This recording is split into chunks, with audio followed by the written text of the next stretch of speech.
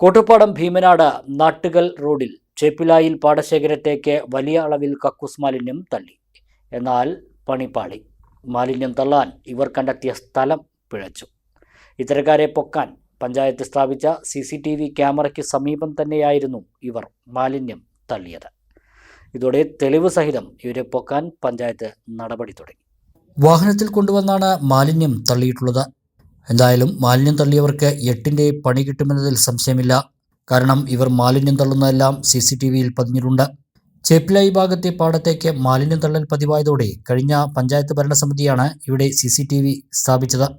ഈ CCTVയുടെയും ഭീമനാട് നാട്ടുകൽ റോഡ് പരിസരങ്ങളിലെ വീടുകളിലെ CCTVകളും പരിശോധിച്ച് കുറ്റക്കാരെ കണ്ടെത്താനുള്ള നടപടി സ്വീകരിക്കുമെന്ന് വാർഡംഗം ആമിനക്കുട്ടി പറഞ്ഞു.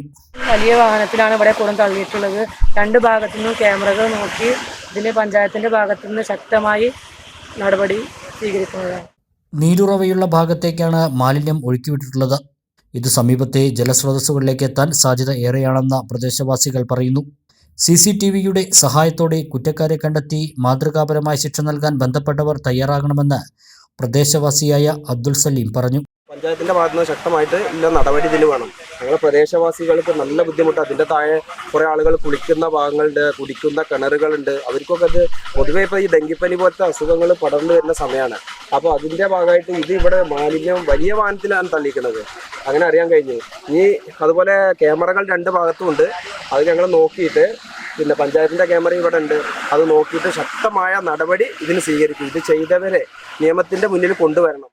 പഞ്ചായത്ത് ക്യാമറ സ്ഥാപിച്ചതിനു ശേഷം മാലിന്യം തള്ളലിന് ശമനമുണ്ടായിരുന്നു. അലനല്ലൂരിലെ സേവന രംഗത്ത് 80 വർഷത്തെ പ്രവർത്തന പരിചയമുള്ള പാലക്കാട് ജില്ലയിലെ class 1 super grade bank Alanallur service സഹകരണ ബാങ്ക് എന്നും ജനങ്ങളോടൊപ്പം.